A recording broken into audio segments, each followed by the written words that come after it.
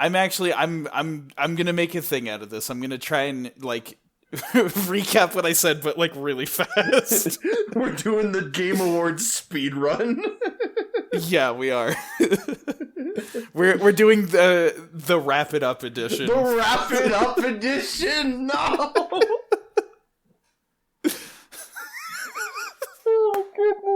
Actually, with that, I'm gonna get started now. Welcome to Tradin Extras. Hi, everybody.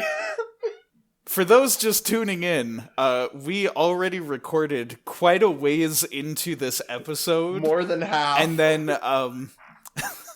before we realized that the audio on David's mic was not picked up in the slightest. It was, and so now we've got to redo everything. It was recording from a microphone in a different room. And I didn't realize that that's what was happening. Even though I could see that the waveforms weren't doing anything, and I didn't even think about it. I'm so upset. This is truly one of the moments of 2024. What? Let's just end the year early. Let's end the podcast. I mean, this will probably come out in the new year, and maybe it'll be better. No, probably. I'll try and get editing done. I have like 2 other videos in the works at the moment, and I'm just like, another. Why not? It's tasty, another. So by doing this faster than we did last time, that saves me time on editing. So this entire thing that I'm about to list off will come as a surprise to the viewers, not to David. Not to me, because I literally just listened to it. I will try to recreate some of the jokes and commentary that I made before. No, don't. It won't be the same. Be authentic. Anyway, so to cover, first thing we're going to talk about is everything that is not my top 5 games of 2024 that I played this year, barring, I don't know, some stuff that I missed. I'm going to add the Kirby game that we talked about, because I completely forgot about that. Oh, Kirby's on his list. Kinda cringe. Oh, I'm just kidding. Yeah, can't believe this guy likes Kirby. D2D is right there. Anyway. So the games that I played this year. I half expect you to say Meta Knight, realistically, if it's you. Listen, I'm not gonna be honest if I'm also trashing Kirby, because I love Kirby. No, you can't trash Kirby. That's a direct ticket to hell. This is true. It happened to... Oh, I can't say that. That's a spoiler for Return to Dreamland. Anyway. Disregard that. Delete it. Don't record the audio. Start the episode over. I guess people know Kirby Superstar. That's an old one. Marks. That happened to Marks. That happened to a lot of people in Kirby. Alright, stop distracting me. I'm going to get through this list in record time. Okay. The first thing that happened was, at Christmas time, I was gifted 2 games from David. One of them was Eschatos, which is like a space shooter, bullet hell type game. I like it very, very much, considering making it a thing for the podcast, but I don't know. It's also extremely short, so... You know what's funny?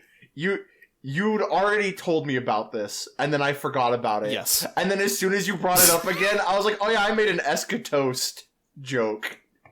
You sure? This podcast is Eschatos. Anyway, the other game that you got me for Christmas, again, because I asked you to get me these games. Otherwise, you probably would have got something else. You also got me the early alpha build of X Zodiac, which is like a Star Fox inspired game. I think it's really cool. I'm looking forward to seeing what the final release does. From there, our group got together and we finished Baldur's Gate 3 this year. And that was a wild ride. Right. Beyond anything that I could have possibly imagined. So I have a more positive opinion of Baldur's Gate than I did last year. But it's a wacky game. It was very glitchy. And I think that's because I was playing online with friends that had like a bum load of mods installed, and they had to be like, wait, we gotta disable mods so we can go online. I randomly remember you just sending me 2 videos from your playthrough of like what was it? It was a funeral for who was it? It was Volo. Yeah, Volo's burial at sea. Burial at sea. That was hysterical. And then like the glitch where like you just went away. Like on like the I think we're or you like your size changed. I think we were or something. Yeah. I think we were talking about because if you want to hear me talk a bit more about this game, it's one of the games that gets brought up that we talk about on Snowflake the Pirates channel for kind of the same thing, like talking about our top 10 or our top 5 favorite games of the year. No, shut up. I'm spreading misinformation. Me when I spread misinformation. Whatever. But yeah, with it, I think it was like proposed by one of us, like, hey, can you use the footage of Volo's burial at sea for the gameplay footage? We'll see if that actually comes to pass, but it would be really funny if it did. Then from there, a extremely important game on my top 5, so we'll skip that. Checkmate Showdown, which if you want to see that game in action, I did a video about it on this channel earlier in the year, and it's basically chess combined with a 2D traditional fighting game. So you like line up your pieces like a normal game of chess, and then when the pieces interact, instead of the one player's piece taking the other, it initiates a battle, and then you have to actually defeat the other player's piece. A pawn can defeat a queen. If you're good. Well, that's it. Pawns are the only ones that don't get into a battle. They just instantly take the other piece. Oh, the losers of just forever. And yes, and so that's why pawns actually have some value to them. They're extremely dangerous in that way. Oh, I guess that's true. Actually, I didn't even think about that. It's like, oh, no, you don't have to be good with a pawn. You just got to be good with a pawn in chess. You don't have to get good. You just have to move diagonally to take a piece. Let's see. Good game. Highly recommended. Then from there, I played Ace Combat 7. Ace Combat games, very cool. Fighter planes and whatnot with this guy screaming intense Latin songs with like crazy orchestras at you. What did you say? Very anime? Yeah, it's very anime. It's what's the meme they say about Ace Combat? Like, it's all fun and games until the sky starts singing in Latin. Ace Combat's cool. I didn't play too much of the game. I got distracted by other things, but I thought it was a cool game. Let's see. Pizza Tower got an update this year. Those who remember last year, I spoke very highly of Pizza Tower, and now you can play as the Noise, and it's a very fun update. I should go back to finish that at some point. Yeah. But it's silly good fun. Let's see. With a group of friends, I played Boomerang Fu. Very good, like couch multiplayer party game type thing where all the players basically just like your only means of attack is a boomerang, and you just try and kill the other players. Single hit from a boomerang takes somebody out. So you got to get creative with your aiming and your trajectory and whatever. Ooh. And you play as like little fruits and vegetables, and I was an avocado. That's an important detail. Okay. I'm glad we reset the timeline. Yeah, I didn't mention that last time, but I got to play as an avocado. That bit of lore. See, it's better now. This is the better version. That absolute blunder you made paid off. Yes. Sorry. Sorry. Okay, the next game that we played, same group, we played Armello, which is like a board game type thing, medieval fantasy. And you like collect cards, and so there's like a RPG style battle system that uses the cards, so it basically feels like a real tabletop board game. It's a really good board game. I don't like board games, which is why it's not rated as highly on my end, but it is, like, for a board game, it's good. So if you like board games, this is a virtual one that you can play with your friends online while sitting in the comfort of your home, unshowered. Like most gamers in their natural habitat. Yeah. I didn't shower today. Aren't you so glad that we are recording this one? I'm gonna get through this list. Alright, and then the last game on this game night of things that we played together was Just Act Natural, which is where 3 players have to blend in with a crowd of NPCs, and the 4th player is a sniper trying to shoot those 3 players. And it's so good, you'll ride a motorcycle. Aren't you so glad that he's here to make it into the recording? Everyone is here. Da, da, da, da, da, da, da, da. Congrats, you got a blooper. Yes! I'm building back up my arsenal. My street cred is returning to me. Oh, alright, man. let's see. Then from there, I played Mario Builder 64, inspired by the likes of Mario Maker, but it's with the Super Mario 64 engine. It was a lot of fun. It's very complicated compared to Mario Maker, but it's fun. You get to just make 3D levels. You can make a cute little garden with a picket fence and put a Bowser in there. That's what I did. So you can have Bowser be like, "Get off my lawn!" Exactly. Let's see. I played Sonic Jam, which was super cool. The main appeal of Sonic Jam is that it's a collection of all of the Genesis classic Sonic games, but it also has this nifty little, like, 3D hub world that you get to run around, do, like, little challenges and stuff. I wish there was a full Sonic game in this style, because it's really cute, and it's a little more limited than Sonic Adventure, so it kind of feels like Sonic on the Nintendo 64, which, I don't know, I like the N64, so it's fun. Let's see.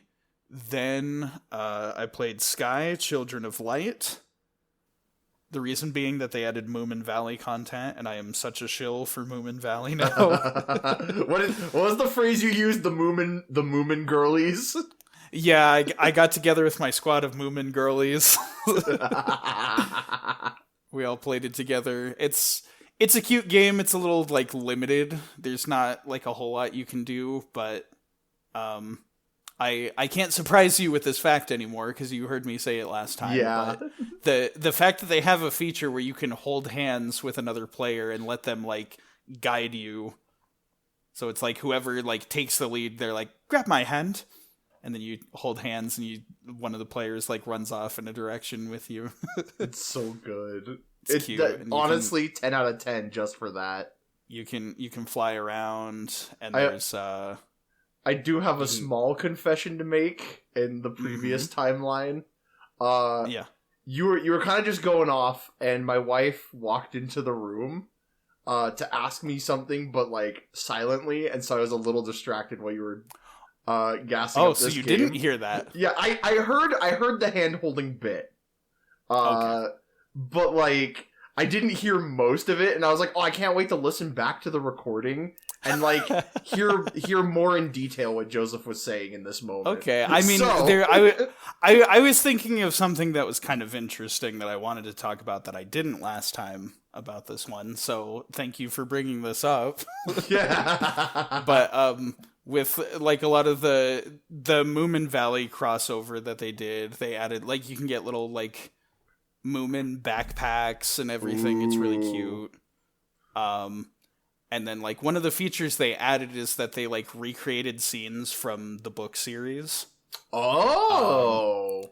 And like I wish you could just like play as a person in those levels, but you get to just be like a little butterfly and you can just move around the map and watch events play out. Interesting. And it was really cool to just see, you know, all that stuff in a game, but it does make me want like a high budget like 3D open world Moomin Valley game. 3D open world Breath of the Wild Moomin Valley. Well, I mean, it doesn't have to be Breath of the Wild. Like, there's no need for combat in a Moomin Valley game. Everything's peaceful for the most part. But like, I mean, they could do combat. Look, I was like, everything's peaceful in Moomin Valley. Smash cut to Sakura screaming, getting chased in the croak. Ah, yikes! Oh no! We'll talk about that. Don't you worry. Anyway, but yeah, that's Sky. It's not something I'd recommend as far as just the base game, but as a Moomin Valley fan, they did their Moomin Valley season, and it was really cute. So I liked it for that. Let's see. You were pandered to specifically. Yes, I was. I got to hold hands with my friends and fly around with little Moomin backpacks. It was the cutest thing ever. But yeah, then we played Don't Starve together. That one was cool. Survival, crafting, roguelike type game. It's got a very charming art style. I seem to recall during one of our runs through the game, I got a fire rod and burnt like a bunch of garbage to cinders. That was cool. The birth of a firebug. You can play as like a spider, like semi-human spider creature. Okay, that's a selling point. You can just like make webs and call little spiders for help. Spider-Man. Lights a fire all over the land. You were literally a firebug. Yeah. Let's see. I played Witch-It, which if you're like, what the heck is Witch-It? It's basically just free-to-play prop hunt. One person is looking for the witches, trying to kill them, and the players that are witches can just turn into an inanimate object, and you try and hide from the person that's looking for you. Hide and seek with more steps. It's not like fantastic by any means, but like if you want to play prop hunt without like, you know, paying for Gmod or whatever, it is free to play. Sorry, you mentioning hide and seek, but with more steps, reminded me that my son is old enough to start to understand hide and seek. Yeah. And we played, but here's the thing, so there's only the two of us playing, and he can't count higher than 3. So I have 3 seconds to find a hiding spot. And then if I'm the one counting, he sits there and he goes, okay, come find me, I'm in here. And I don't know why, it just reminded me of that. So maybe not quite old enough to understand hide and seek, but he's got the basics down. He gets the idea of like hide and then go get found. Yeah. Or if I'm hiding, to go find me. He's gonna love that one once he's able to count to 20. I love it when he can count to 10. At least a little more time. Yeah. Let's see. Then I played Dead by Daylight, which was also very cool. Didn't play it for long. Again, another like genre of game that I'm not the biggest fan of, like competitive online team-based battle games, but like it's cool. It's got the horror theme. It's got classic like horror film monsters and bad guys. It's also got like video game ones and stuff. The ones that I brought up to you earlier, like the Castlevania content, Killer Can Be Dracula, which is super cool, or the D&D one, Killer Can Be Vecna, which again, like as a Critical Role fan, that is nuts. Yup. That is extremely nuts. Campaign 1. Those who know. Yep. Maybe those who are watching Vox Machina. Well, now it's rebranded to the Whispered one because they had to legally change everything from D&D. Right. Another benefit to re-recording this, you reminded me that I played Kirby Star Stacker. Yes. Or whatever, it's Superstar Stack. I forgot what it's called already, but it's fun. A Kirby game. It's a Kirby game. Those are good. And then I played Donkey Kong Country as well. That one's also pretty good, but I'm bad at it. So I didn't keep playing it to the end. Because I kept dying. Oh, man. And then the last thing, the one that we got a ton of discussion out of, and all of that went away. I finished Pokemon Violet this year, so I have more of a substantial opinion on it. And the conclusion that you and I both came to is we feel very mixed about this game. Yeah. There's a lot that I really don't like about this, and like stuff that rubs me the wrong way more than any other Pokemon game has before. But there is also a lot of stuff in there that is pretty cool. So I don't hate it, but I can't like say that I love it and that it's like the best generation of Pokemon ever. What did you say? Go play Gen. It's just Leaf Green for the 1000th time.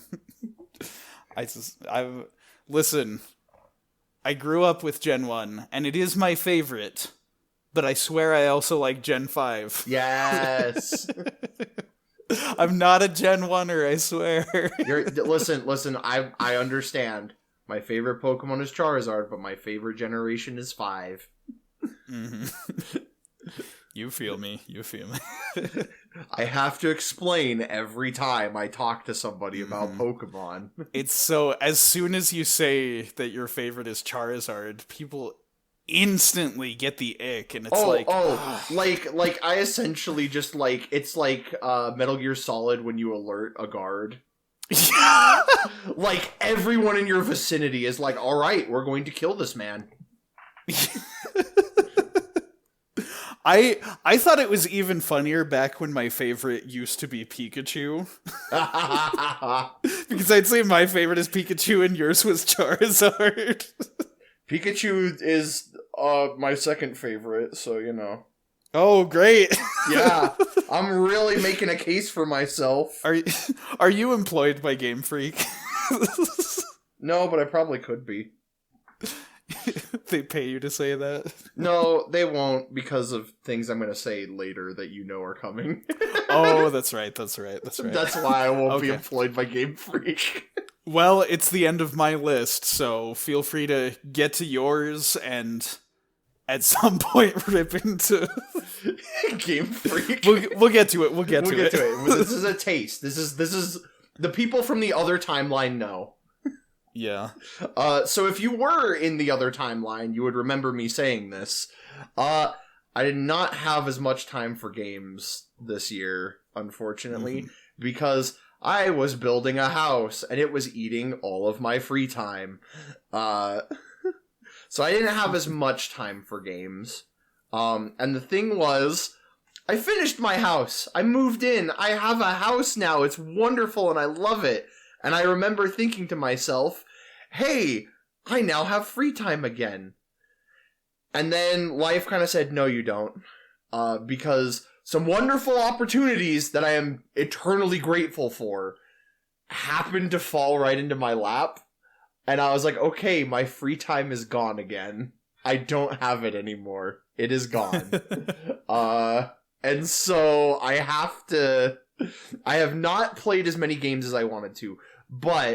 And the funny thing was, I went into this year with something of a plan that, because my free time was so limited and new things would come out, I didn't get to do.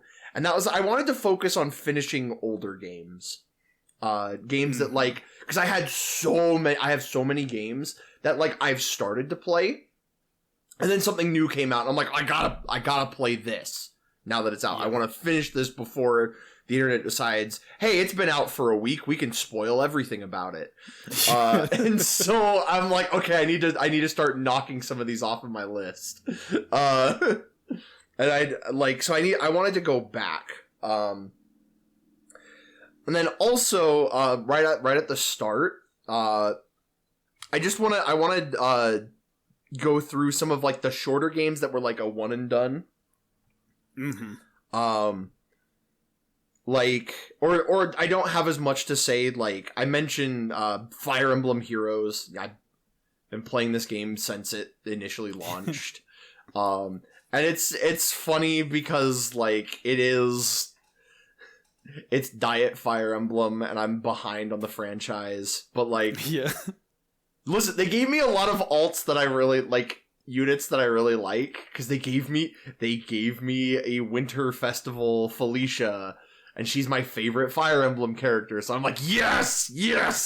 And then they gave me a Halloween Leth or Leith. I don't know, Lethe, however you choose to pronounce. I need to listen to how they pronounce it in the game. And then I got Emblem Ike, and he's broken, so now I can actually beat some of the impossible power creep in this game until he becomes useless. So, like, I'm having a good time with Fire Emblem Heroes. Mm-hmm. That's the one constant. No matter how broken the new units get, there will always be a new version of Ike that comes out that can stand up to them. Ike's muscles get bigger with each one. Oh man, I freaking love Path of Radiance. I need to somehow hunt down a small fortune to own that game again. I just want them to remake it so all the people that are trying to upsell their copies just lose a lot of money. Yeah, and then they'll not upsell it, and then I can buy it for cheaper. Exactly. Because I have save data on my GameCube memory card. I want to finish that run. Anyway, another thing that we did on Thanksgiving was we played Jackbox games. Yeah, that was a good time. That was great. What was the one TKO? That was my favorite. TKO is so good. Because I love just bad drawings that just crack me up with just hilarious one-liners. I also, there was a day, because it got put on the Switch Online, I played Vector Man. Yay! And I love Vector Man. I'm really bad at it, but, like, it brought back a lot of memories of playing that at a friend's house growing up, and so, like, that made me happy. I also played Kirby Tilt and Tumble. That game is hard, because there's a lot of instant death pits. Sure, but it's really cute and charming, and I don't know, I love the very bit crushed Kirby Tilt and Tumble when you turn the game on. It's really cute. I've still got to give that one a try. Yeah, you should. It's a good one to just try. Whether you finish it or not, I don't know. But, like, it's fun. I definitely had a good time playing it until I got stuck on, like, the fourth world or something like that. There was a section where it demanded a lot of you as a player, and I was like, I think I'm done. Let's play something else. Also, that you were there for, it snuck its way into my list of games I played this year. I played Among Us for the very first time. Yes! And that was an experience. I had a great time. But my very first game, I got killed in the first 10 seconds. And you witnessed the murder and immediately called him out while he was setting up his microphone. Yup. That was hysterical. That like it happened immediately, and I was just like, "So this is Among Us." What an introduction. we played a bunch of games after that, and it was fun. There's the one where my sister-in-law, she got like how many of us were in the? It was like a 6-person kill streak. We never found a single body. She killed every single one of us. Yeah, that one was nuts. That was one of the most insane games I've ever played in that. And then there was the one where you were gaslighting my wife. because she'd been the killer. She'd been the imposter like 3 games in a row. And then you got the imposter, and you would, like, kill somebody, and then immediately start gaslighting everyone into thinking it was her again. Well, it was, I followed her specifically up until we got into a group of people. And then as soon as she was standing next to somebody, I would stand in the same spot and kill them. And then immediately report the body and be like, look what you did! And there was like even voting, so I got to do it again for another round. I just followed her, killed, and everyone was like, it was so obvious that it was me. But because that was the thing. At the start of the round, I was like, I don't want to be imposter right now. I'm not ready for it. And so I was like, I'll just crank the energy to 11 and be like super obvious. Oh, and did you remember? This is the one I forgot was those 3 instances of my wife being the imposter, and every time she would commit a murder, Steven would be right there, like witnessing it. Oh, that was just funny. Every single time, like he would just. Those were some good games. Those were hysterical. I'm so glad that we played it. Yeah, that was a good group. And then also sneaking its way in on Christmas, I played a game of Mario Party 3. It was my sister-in-law and my wife and me, and I flirted very close to sleeping on the couch because I played very aggressive. Again, I'm being redundant by repeating these stories that you've already heard, but they were fun because there was the one turn 2, I get to the shop and I'm just like, oh, a plunder chest. Yeah, I'll buy that. Like, who knows? Could come in handy. And then immediately, my wife is like the next turn. She's like the turn after me, gets an item space and gets a golden lamp, like a magic lamp. And I'm just like, I'm looking at her, and she's like, "Don't you do it!" And I'm like, I have to, like. And then the thing was, like, the funny thing was, I didn't even use it because then she got another plunder chest. And I was like, well, I have to waste the lamp now, yeah, so that you can't have it. And she's like, "Don't you do it!" And then in the end, like, I won because I stole one of her stars. And that's how you know that it's true love, is that we still love each other after that. You're still married after all that. I know. That's how you know it's true love. Oh man. So yeah, good old Youngtown, if you take my star. That song is so good. That was me. But those are kind of like the smaller, like one and done kind of things that I did. But then to get to like my bigger, meatier games. Something that I did play, that I finished finally, was Pokemon Let's Go Eevee. And you were mixed about Violet, and the thing is, like, I think I'm more mixed on Let's Go Eevee, because it does so many things so well. Like, the look of the game is gorgeous. This is a good looking remake. It looks incredible. The music is a 10 out of 10. Like, it's the classic sounds, but like now with like a full actual orchestra or something. Like it looks and feels like Gen 1. But then it does so many things wrong. It makes changes that I despise. Like, you know, it's the Pokemon Go mechanics. So like there's combat programmed into the game, but all of the like the wild encounters are Pokemon Go encounters. And so like you can't combat or anything, and like okay, spoilers for this game that's a remake of an older game, but also makes changes. I don't know. So like, I don't feel as bad spoiling red and blue and yellow and green, because like they're old as dirt. People know that, like, they know the final boss, and they know that it's your rival, and he's a butt.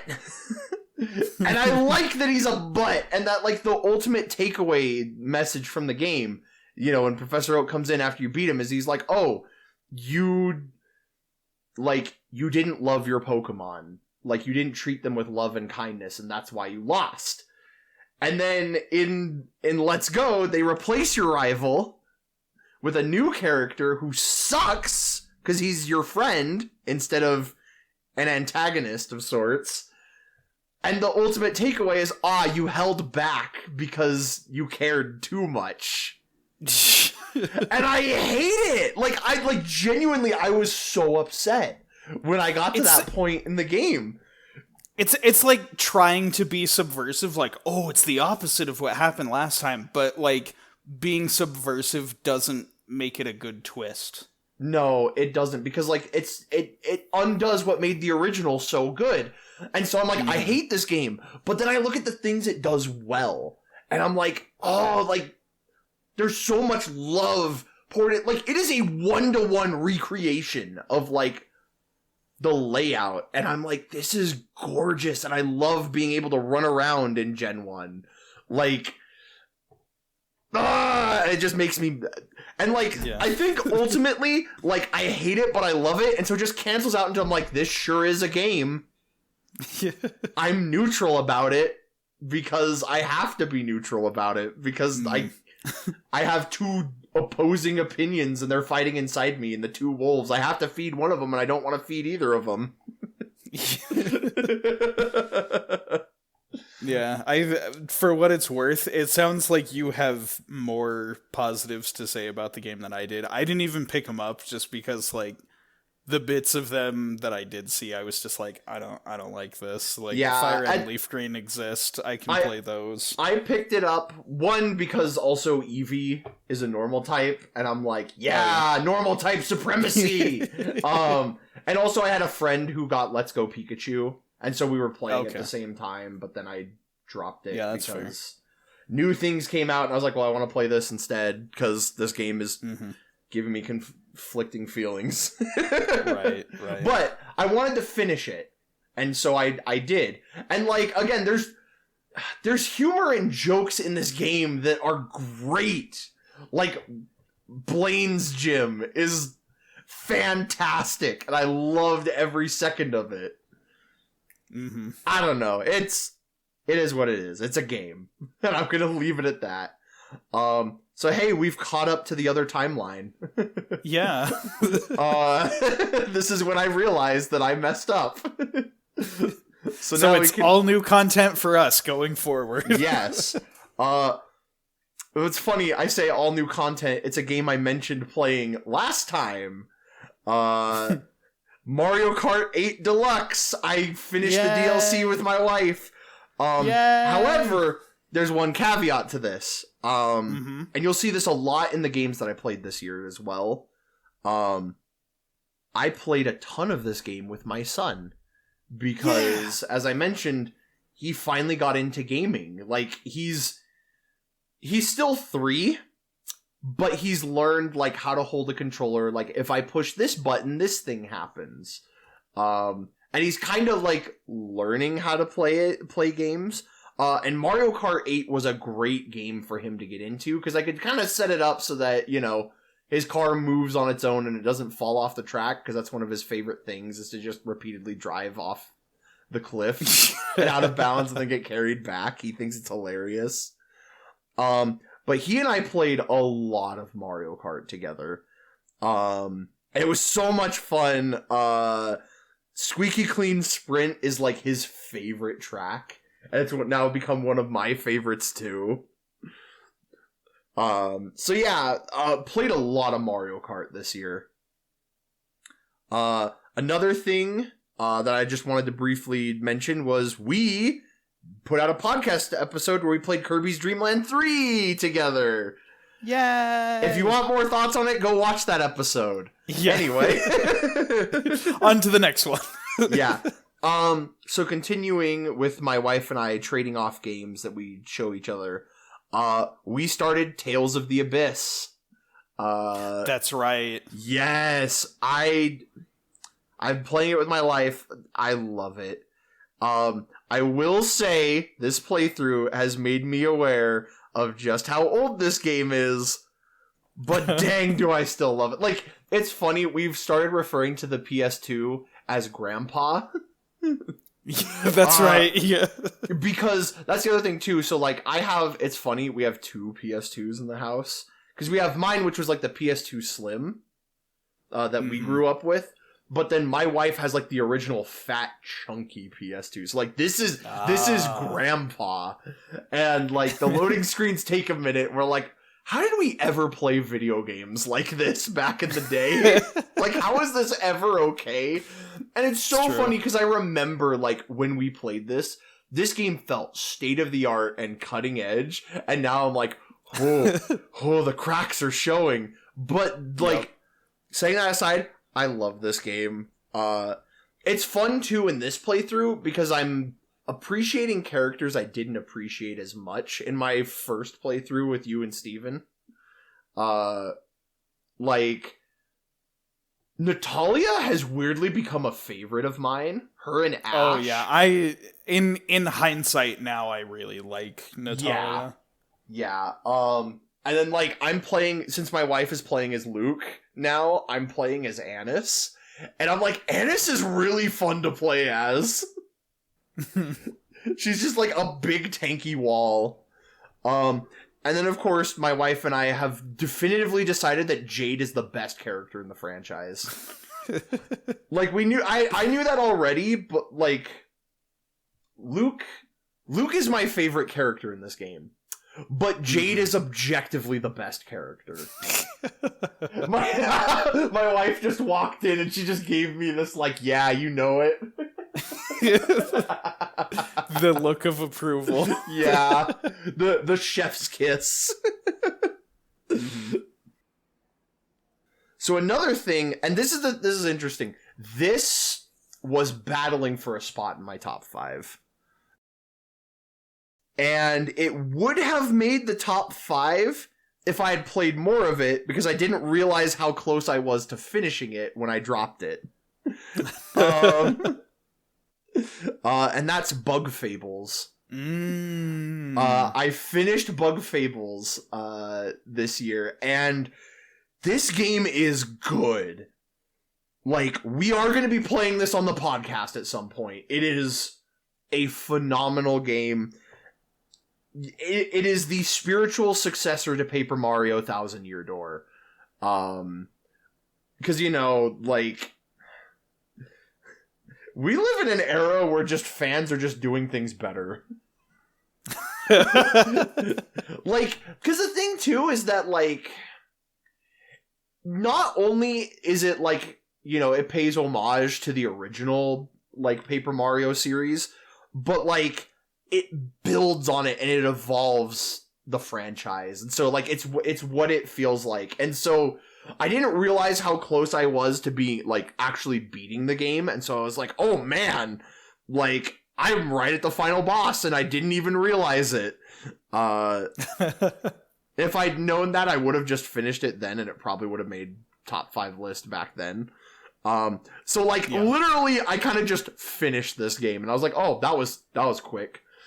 And so because I didn't play as much of it this year, I ultimately chose not to put it on my top 5. But as a whole, this game is like top 5 material. And so I want to highlight that. Okay. And it is definitely one that we will play on the podcast and is one that I really want to draw attention to, that if you like Paper Mario, like the first 2 Paper Marios, you owe it to yourself to play this game. Correct me if I'm wrong, but I believe that is also a game that you bought for me as a gift. Yes, I believe... With the intention that we would play it for the podcast. Yes, it is coming. Eventually, but we've got some other stuff I want to get to first. But it is probably soon. Okay, I'm looking forward to it. It's really good. Another thing that I'd mentioned, I believe last year, I finished Hyrule Warriors Age of Calamity. Yeah, because if you remember, I played that as kind of a warm-up to Tears of the Kingdom when it was releasing, but then Tears of the Kingdom released, and I dropped this to jump right into that, and then I played it for like 6 months. Yeah. Because I had no time. This game, there's a lot to do in this game. And I sunk a lot of what little free time I had into beating this game. So I got a little burnt out of it by the end. It actually, when my Nintendo, like, stats for the year came in, it was, like, number 3 of, like, most played games. And part of that was because my son actually racked up Kirby and the Forgotten Lands, like, super high on my playtime. That's right, yeah. So some flaws about this game that I noticed, coming back to it. The autosave really pisses me off. Because, like, you will lose a map, you know, like, you'll complete an objective and it will autosave, and then you will lose the map in 3 seconds because you aren't right in this area, or a time limit will run out. And then it will reload your autosave to that 3 seconds before you lose, and so you have to redo the entire map. Ooh. Yeah, and it was rough. And there's also... the Divine Beast sections weren't great because they relied heavily on motion controls, and I'm like, this isn't fun. But that said, there are so many characters in this game.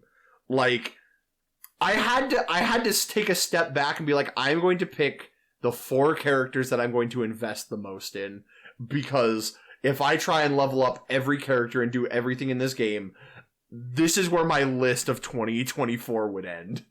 Yeah. And I had other things I wanted to play, so I finished it.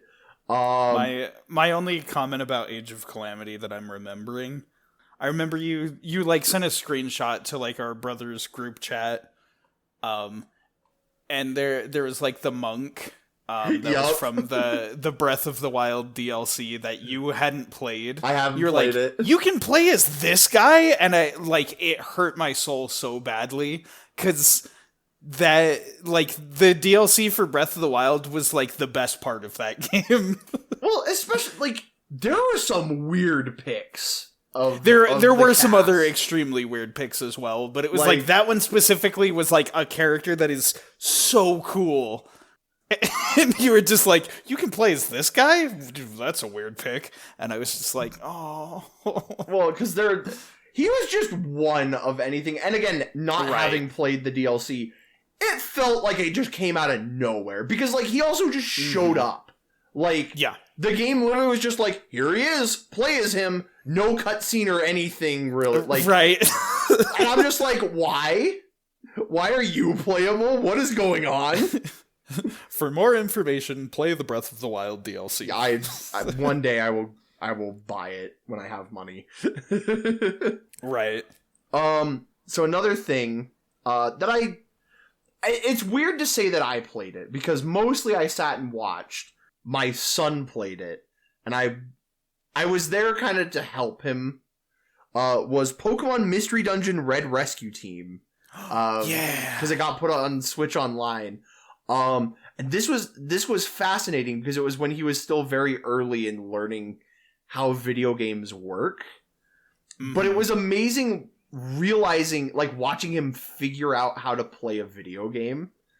Because, you know, in the game he understood, okay, I move with this, I can attack with the A button to do, like, his little tackle attack, and then, you know, his companion AI would usually help him finish things off. And then he's like, oh, I just need to go find the stairs. And so, like, he genuinely figured out how to play a video game. And it was fascinating because he's 3. And he fell in love with this game. One of the things, because when he was born, I bought him the 3 Kanto starters, and when he learned how to crawl, I had him pick a starter, you know? Yeah. But, so the personality quiz gave him Bulbasaur. And then I let him pick his partner, and he picked Pikachu. And so for his birthday, I got him a Pikachu plush to go with his Bulbasaur, and he would play with them around the house to go look for the stairs. It's one of the cutest things I've ever seen. I love that. I am so proud of him as somebody who, for Mystery Dungeon, my team composition was I was Pikachu and I had a Bulbasaur partner. Yup. I love seeing that so much. He's got good taste. Yeah, it was really fun, and you know, I wanted to play other games, and so he's kind of dropped Mystery Dungeon, but like he's made it a good chunk of the way into the game, and it's kind of impressive. Another thing that I played with him and my wife, we all played Animal Crossing Amiibo Festival. Yes. Because, like, again, the novelty of putting the amiibo and using that to roll dice was super fun and exciting for him. And then he'd just have me do his stock market stuff. And so we played that a couple of times together. Another game that I played, so this was actually a Father's Day gift. I mentioned to my wife that I wanted a copy, and so she got it for me for Father's Day. Was Ivy the Kiwi for the Nintendo DS. I played that. It is so freaking cute. Like, really, like, there's not a lot of story. It's mostly gameplay. But my son was so invested in watching me play and avoid spikes and enemies. And, like, he kept telling me, we need to find his mommy! We need to find his mommy! Oh. So, like, I blitzed that game due to the encouragement of my son, and it was a great time. I'm almost through my list. I actually played more than I realized. Yeah, I'm starting to realize that, too. Yeah, I know. But you also speedran your list. You speedran your list, and I had a lot to say about some of these. I played the demo of Another Code Recollection, and I loved it. Like, it is a weirdly just chill kind of game, you know, with, like, fun mystery vibes, and I love mystery vibes. I actually got a copy of it for Christmas, so I'm looking forward to actually sitting down and playing it. Ooh. Yeah! And then another thing that I finished this year, Pokemon Legends Arceus. So I want to clarify, I finished the main game. I rolled credits. That was wild. That was a crazy ending to that game. It was good. I have not caught every Pokemon, and I've been told apparently there's more after you complete the Pokedex. Yes, there's a lot more. Where I'm at, it's kind of grindy and tedious. Mm-hmm. And, like, a lot of chores to do, and I don't have somebody to trade Pokemon with on that. So, I'm setting it down for now, but I'll be back to finish it. Because people say that, like, the post-game is nuts once you complete the Pokedex. And so I'm like, okay, I will wait. I will set it down and I will wait. Yeah, I've seen some things about it. Still haven't played the game myself, but it gets crazy. Another thing that you actually got to witness, my son picked this out initially because he was obsessed with Kirby and the Forgotten Lands. I mostly just let him run wild and played he played the first level. But then he was kind of like, okay, a different game. And so I turned on the N64 games online, and he picked out Kirby 64. And he wasn't really interested in playing it. He mostly wanted to watch me do it. So I 100%ed Kirby 64, and you got to watch me fumble the final boss on Thanksgiving. Yeah, that's right. It was on Thanksgiving. I have the screenshot saved on my Switch, but it was where, like, I killed the final boss, but I died. Like, right as it was dying. And I was like, no, I gotta do it again. Miracle Matter is such a hilarious spike in difficulty for how easy the rest of the game is. I know. Oh my goodness. But yeah, and then recently, we only just started it, but my son and I started playing Yoshi's Crafted World. Oh, yeah. Again, another very, like, charming, easy game. He hasn't fully figured out egg throwing, so it's on me to do all of the egg throwing challenges with him. But it's been fun. Again, a very chill, cozy game that my son absolutely adores. Yeah. So that, barring my top 5, is everything that I played this past year. Mm-hmm. I think I saw once while I was playing on Switch that it said, like, David is playing Yoshi's Crafted World, and I was like, I bet he's playing with his son. Yep, that's exactly what it was. Very nice. That's good feel for you. Yeah. All right. Let's actually get into the top 5s now. The top 5. This was just stuff I wanted to mention, or I'm like, I just want to talk about this briefly. Mm-hmm. Let's see. Honorable mentions. Do we want to save those for, like, before number 1 on the list or before number 5 on the list?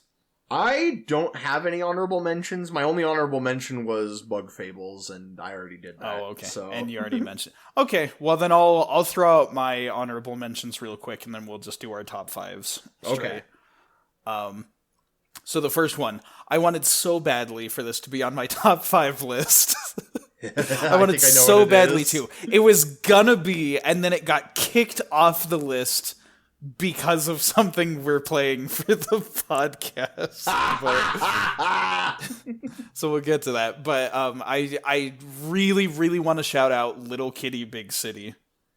Yeah. This game, it's like the animation is incredible. It's charming. It's cozy. It's a cat. You can do all the things that a cat can do. It's just incredible, and you get to listen to smooth jazz the whole time. Mm-hmm. I've been avoiding that game because we keep bringing up we want to do it as a podcast episode with a guest, but yes, it kind of, like, the logistics of setting that up is kind of ridiculous, and so we're like, we will just hold off on it until we can figure something out. And so I'm like, true. It's been in the background, and I'm like, I want to play this, but I want to wait. Yeah. we will get to that one day, and we're not going to say much more than that, but we do have a guest that wants to go through the game with us. Mm-hmm. So, one day. Oh, I forgot that I put this one in honorable mentions, but I already talked about it. But Checkmate Showdown. That's one that is top 5 worthy. And again, I made a YouTube video. Go check it out. Yeah. After you listen to this. Another one that we played this year that I really want to stress. This is another one that was going to be on the top 5 until too many good games came out that made this not able to be on my top 5. But Pseudo Regalia. Hey! Oh, this one was so good. That makes me happy because it was in my top 5 last year. So I'm glad it's worth mentioning. I'm telling you, at the first half of the year, I was like, I got my top 5 figured out. Nothing else I'm going to play this year is going to bump these games, and then stuff bumped these games. I know. But that's okay. But it's seriously good, too. and yeah. And please check out our podcast episode on Pseudo Regalia.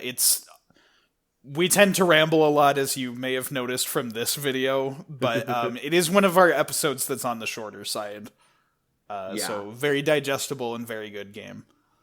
And then the last honorable mention that I want to cover is Horizon Zero Dawn. I had a chance to play that one. It is quite good. I was feeling very burnt out and overwhelmed with a lot of things at the time that I was playing it. And also, the graphics might be too intense for my PC, because my PC was starting to, heat up.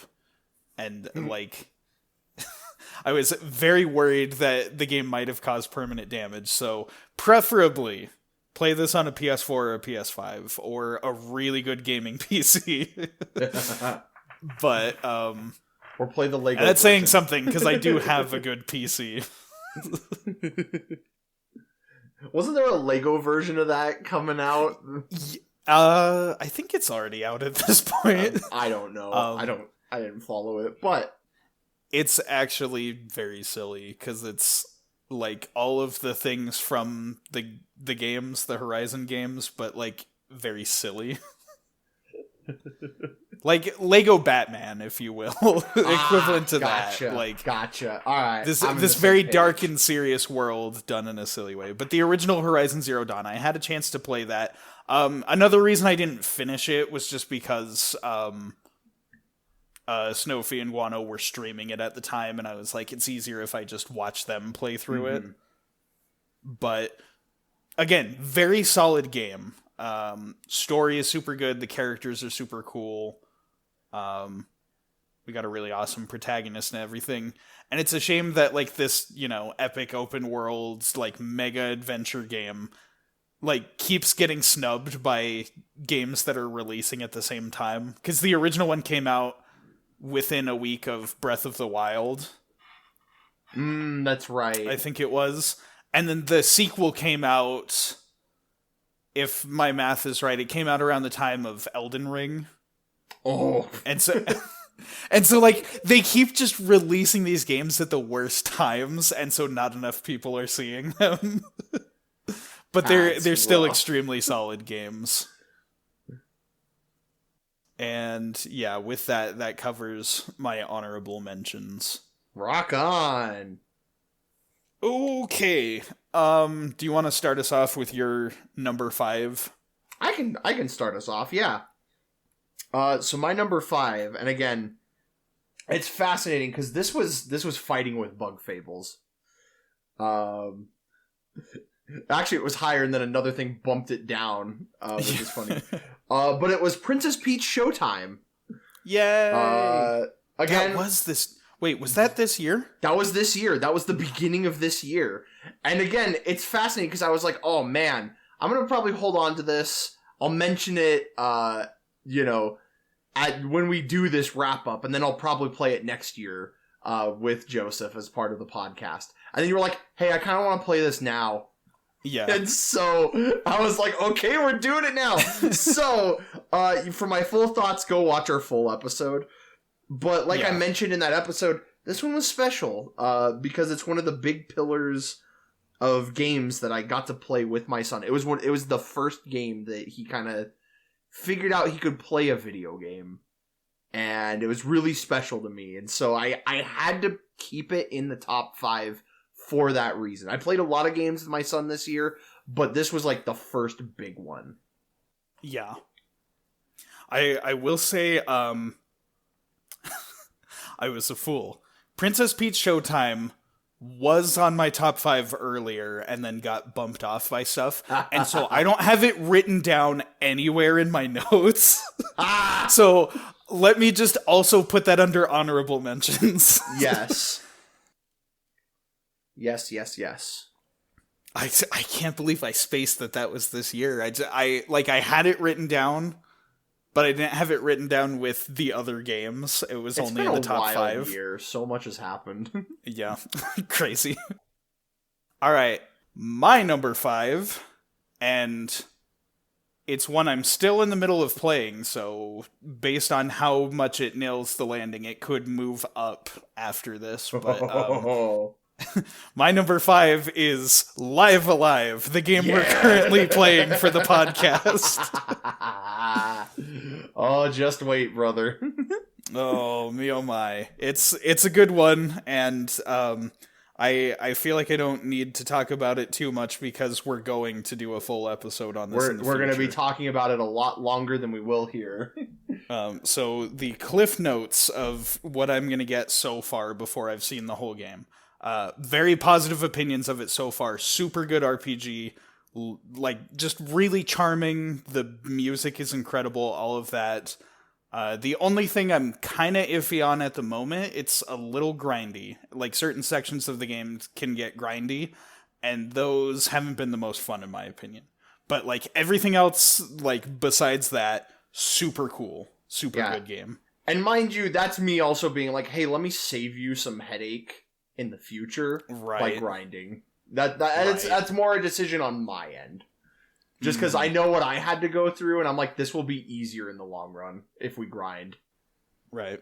But from our previous Game of the Year discussion, this was on your top 5. Yes, it was. So you can hear more about David's thoughts there if you need something like right away. But just trust us. Our 20th episode special, by the way, is going to be live, so you're going to want to... Let me put it this way. Based on what he's played, it's made it to number 5. Based on what I know is coming, it's probably going to climb the list. It's very possible, but it's got some tough competition. It does. We'll get to our number 4. So, fire away. Number 4. So this was funny. Number 4 is a game I've actually already played and beaten. But I picked it up on a whim. So for anyone that knows me in real life, I was on a big One Piece kick. Oh, yeah. Everyone around me started getting into it. Like, I know you and Sakura have been slowly binging through it. My sister-in-law, I just managed somehow to convince her to start it, and blitzed the franchise. Like, in the space of like 3 months, made it to the time skip, which is insane. That is like so she much. Watched so much. It's just like what she did. And then like I have 2 different friends at work that started it. And, you know, like, everyone was watching One Piece. I can't remember if it was... I think it was the year before this.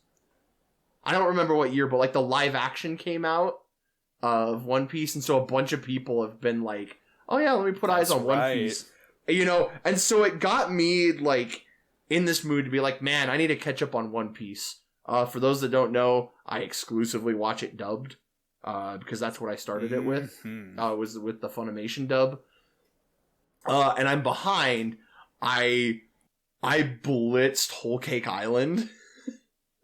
That's not like, gonna mean anything to our viewers. They don't watch One Piece. Probably not. But for those who do know, that's a lot. Just so if anyone engages with me, I am on episode 900. I've just barely made it to Wano, and then I was like, okay, I need a break. Yeah, I caught up on watching One Piece this year. Yeah. One of these days we'll have a Tradin Extra where we talk about One Piece. That sounds good to me. Oh, you know what? I do have an honorable mention as a side thing. Because for Christmas, I got One Piece Odyssey. I only just started it. I made it through the prologue, but it's pretty good. I'm enjoying it. Expect me to talk about it next year. Yeah.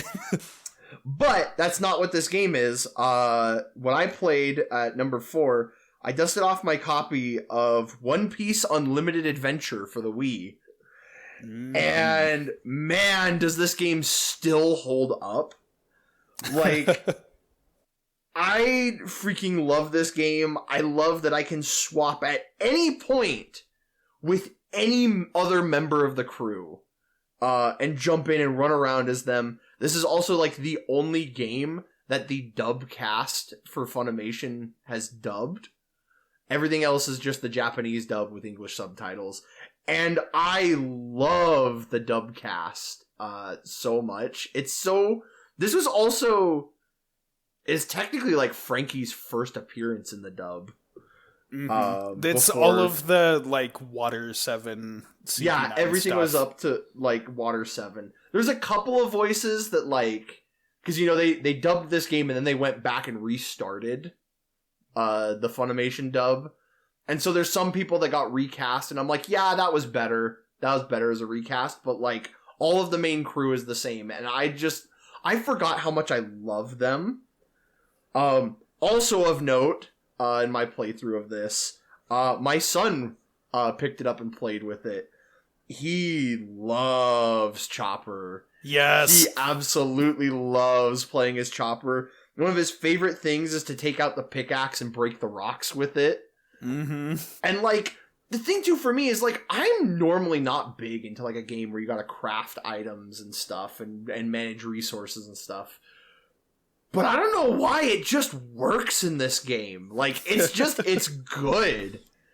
And, like, it held up. I was really surprised because I was like, I remember this game being kind of grindy, and it was a little grindy, but, like, it was fun. And so it's big on my list of recommendations. Also, I think it's hysterical that because that's where it was in the anime, the second boss you fight is Mihawk. Yeah. And I'm like, why did they put him here? Definitely holding back. Yeah. I didn't do everything in the game. I gotta go back and fight all of the secret bosses and get my teeth kicked in by Whitebeard. That was one of my favorite things about the game was that it had like multiple super bosses that were just hidden away.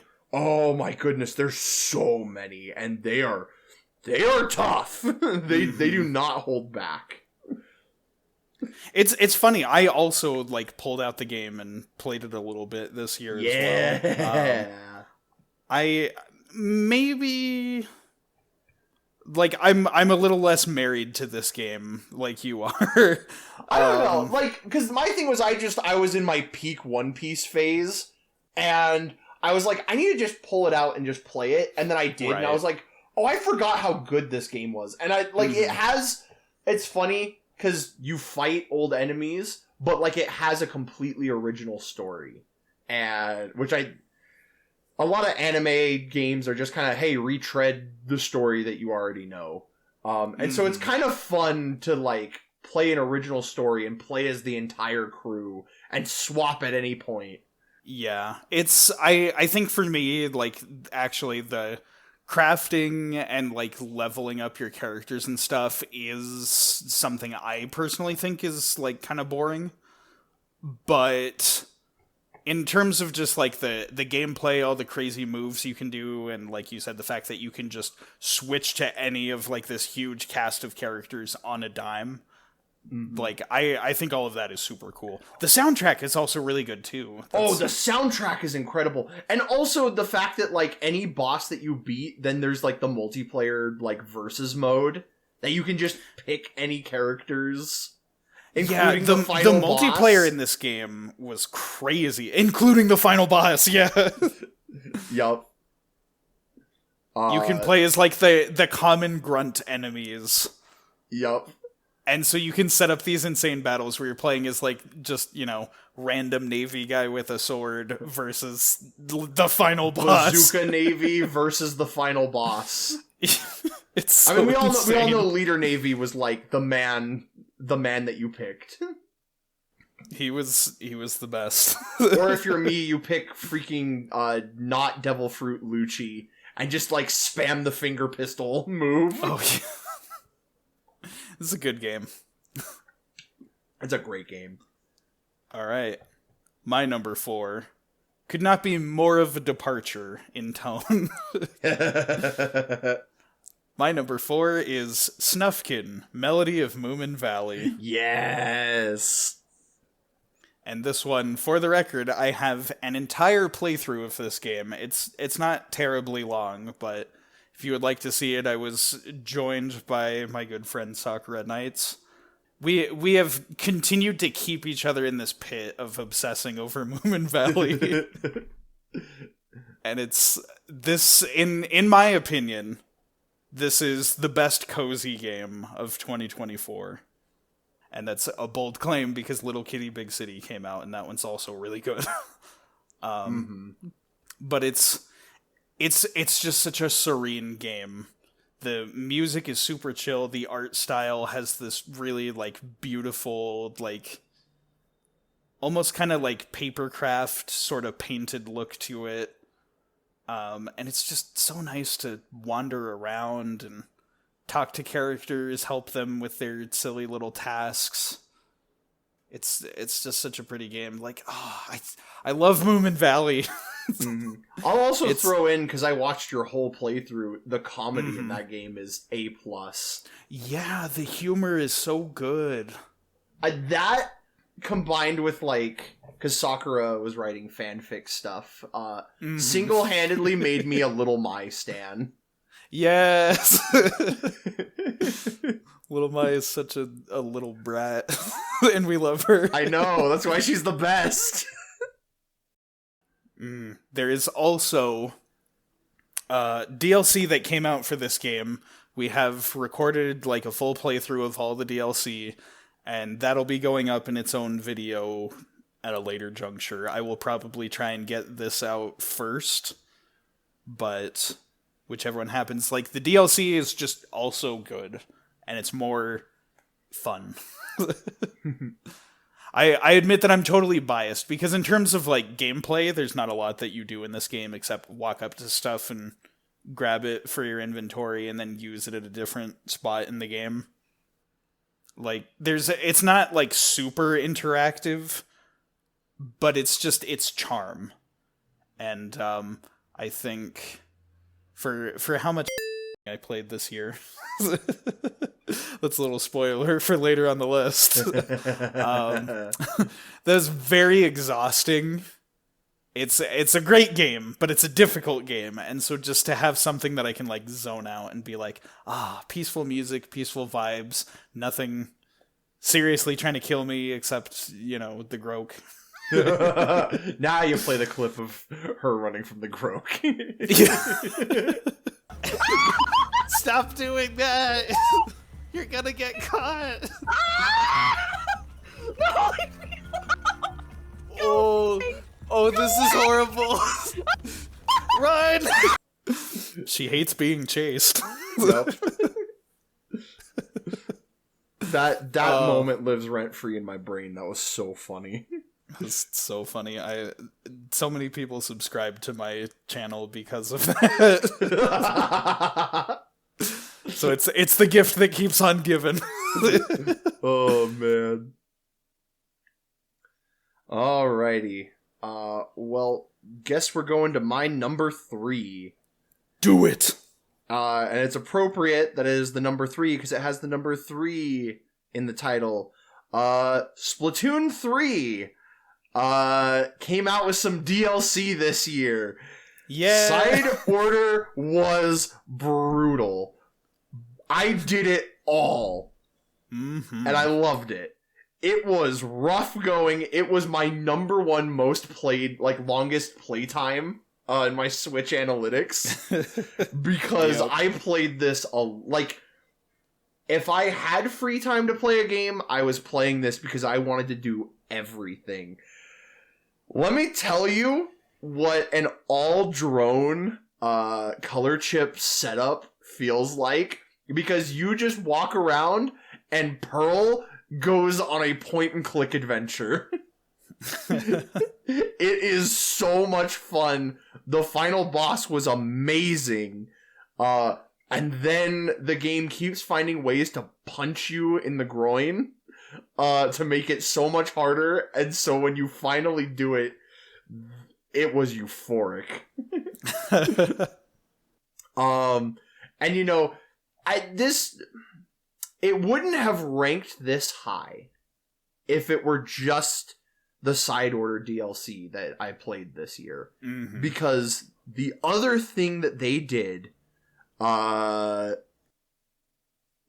was we had the Grand Festival, the final Splatfest of Splatoon 3. Yeah.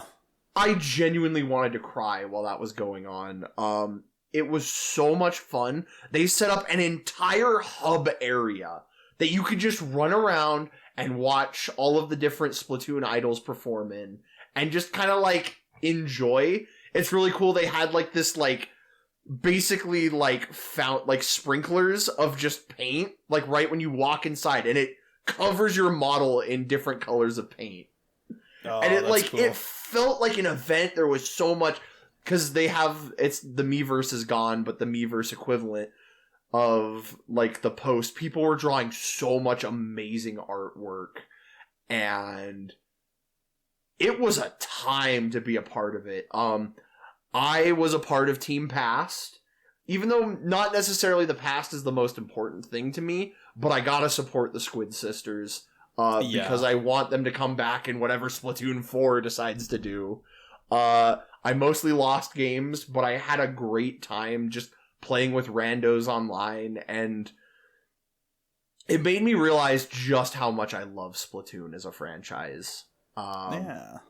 So yeah, that combined with my tactic of release the gremlin and watch the fireworks in the Splatoon DLC, I just had a great time with it. I absolutely loved it, and I really wanted to give it a big highlight in this year-end look back. Yeah. It's really cool how Splatoon gets these major one-time events in them. Yeah. And what's really nice, because they made this amazing hub area, and so, you know, it kind of is a shame that it's like, oh, this is a limited time thing, and so they're like, hey, if you have an amiibo, you can go back and just run around in there too. And so I was like, oh, thank you for making it not lost forever. Because that was so special. But that was my number 3. What about yourself? My number 3 game is, once again, something that's been covered on the YouTube channel. In fact, like, that's kind of the theme of this whole list, is stuff that has been covered on the YouTube channel or will be. Noted. So, my number 3 game of the year is Ratchet & Clank for the PS2. Hey. Which, yes, we did a podcast episode on this. We did a whole thing on that. That's right.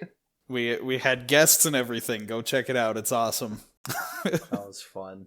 To give the very brief version of this, so I don't end up saying all the things that we said in that like 6-hour episode. It's so fun. It's so whimsical. It's just really like full of character, you know. It's Ratchet and Clank as characters, their personalities play off each other really well. It's just really good like gunplay and platforming. The difficulty spikes a little bit at one point in the game. It spikes hard, but it's still worth it. It's still worth playing. I like it quite a bit. Mm-hmm. I need to just put as a sidebar, since we recorded that episode, do you know how many times I have now used the phrase, hey, look, the plumber's back?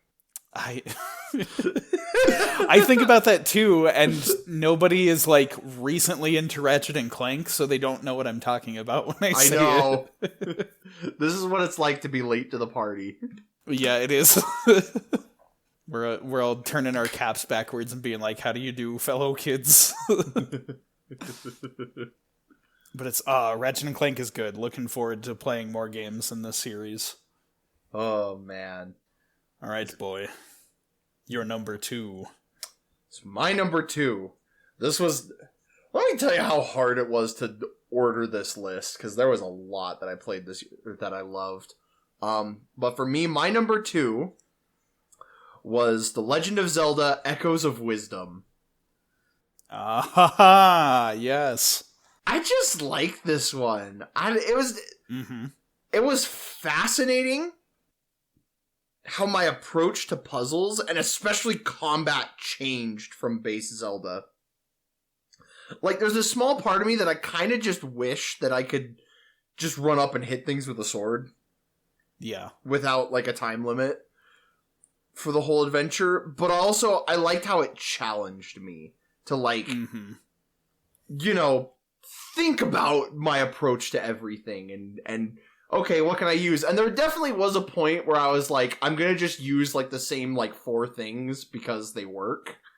But, like, there was... Because at one point, I got an echo of a crow that would, like, knock money out of enemies, and then they would go and pick up the money for me. Yeah. And so, by the end of the game, I became the local cryptid crow lady. With just, like, this lady wandering into town with, like, an entire murder of crows behind her.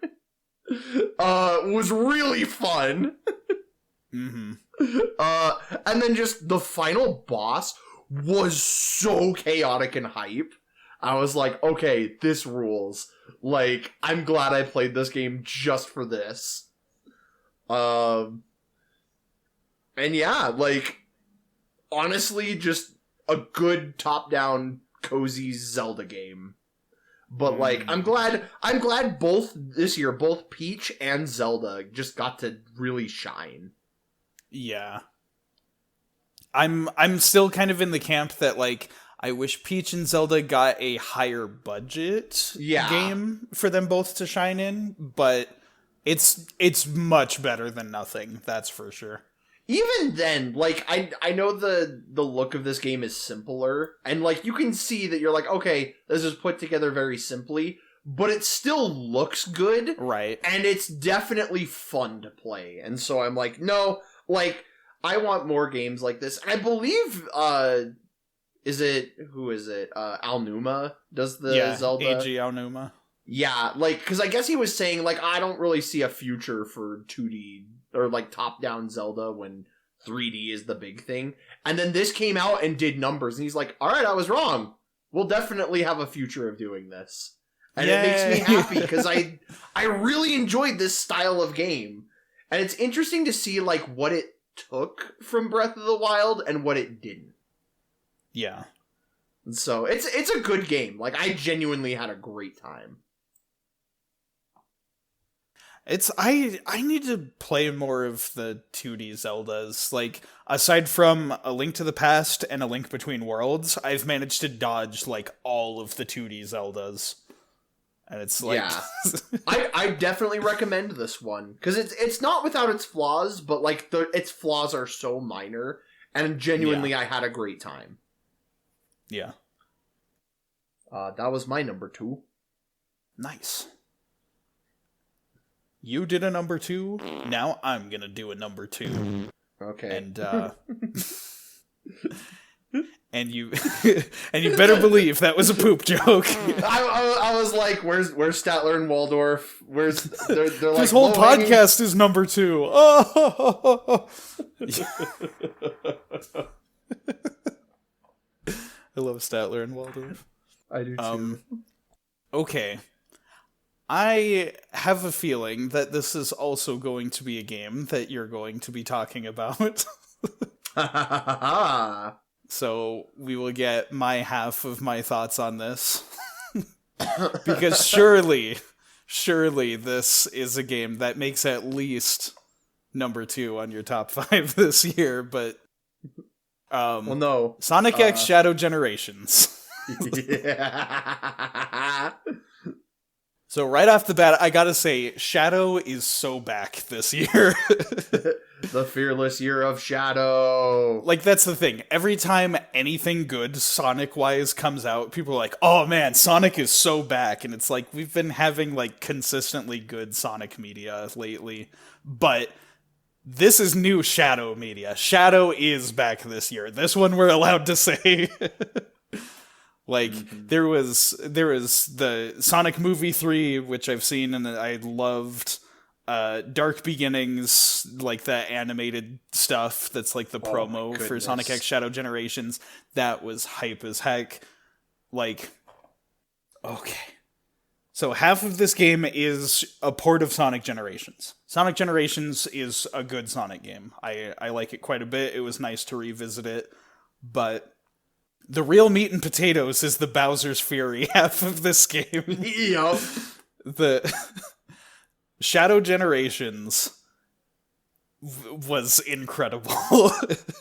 I love that Sonic Team is now like embracing the really chaotic lore that they've added for this series instead of trying to snub it aside and just be like, oh no, it's a silly cartoon hedgehog.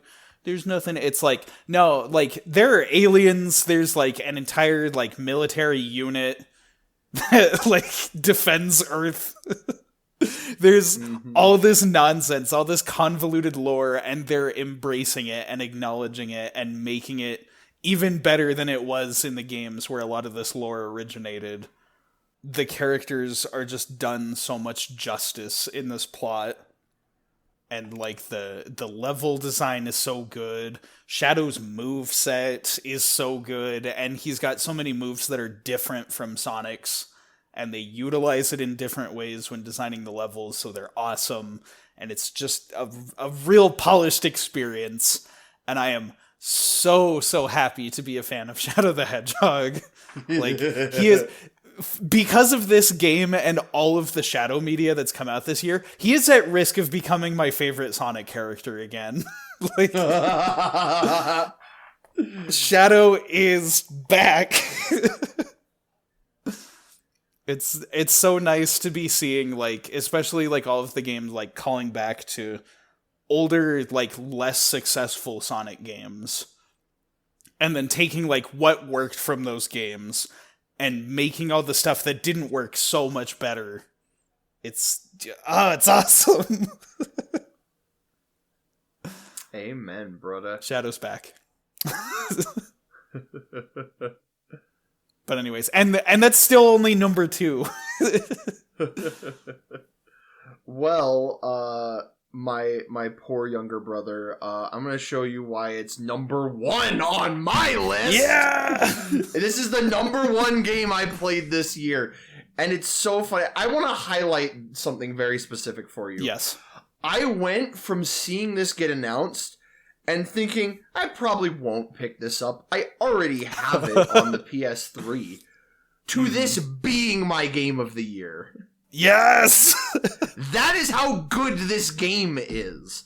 Like, you mentioned Shadow Dark Beginnings. I want to highlight the fact that there was this moment in Dark Beginnings where I was like, oh my goodness, Shadow is an amazing character. It's that moment where he rips off like the pilot, like his cockpit, and he looks up and he sees Shadow, and Shadow like reels back a punch and then hits the eject button and ejects the guy out. And I was like, this is peak writing for this character. He is terrifying and powerful, but he also has a kindness to him, and that is why I love Shadow. Like, and for me, like, I'm gonna be real with you, I haven't really liked Shadow since Heroes. Yeah. And even Heroes, I was kind of just like, oh, we're just reusing what made him great in Adventure 2. Like, maybe this is controversial. I like Shadow in 06 as well. Yeah, I just have issues with 06, and so I get you. Like I have issues with the game as a whole, but he is my favorite character. He's the best written character in that game. I'll say that. Yeah. But like, I kind of just didn't care for Shadow, and they kind of ran his character into the ground. And then, go figure, last year, I played The Murder of Sonic the Hedgehog, and it kind of redeemed his character, because they wrote him really well, and I was like, oh, this is Shadow. This is how I want to see him. And then, we got the Fearless Year of Shadow, and I was kind of just like, okay. I don't really care as much for Shadow like I do Sonic, but like, I'll let Shadow fans be happy. I'll let them have this year, whatever. And then, that's like, oh, okay, they're adding Shadow in Generations. And I kind of thought that it was going to be kind of like the Forces DLC, where like, oh, I played 3 levels of Shadow and that's it. And they're like reskins of levels we already had. Yeah. But then all of a sudden, like, then they put out Dark Beginnings. And that immediately made me 180. And I was like, hold up. Shadow's kind of awesome. And then we played this game. And so, like you said, I want to take a tangent and talk about base Sonic Generations. I know a lot of people complain that, like, oh, Ian Flynn redid the dialogue and we didn't need to do it. I'm so glad. Like, that was one of the biggest selling points on this game for me. Was that they redid the dialogue, because I hate Pontac and Graf writing for Sonic. And like, on the one hand, like, I know people complain, oh, Ian is just referencing, hey, remember this, or whatever, like, obscure bit of lore. And I'm like, here's the thing. Sonic Generations is the one game where I want more of that.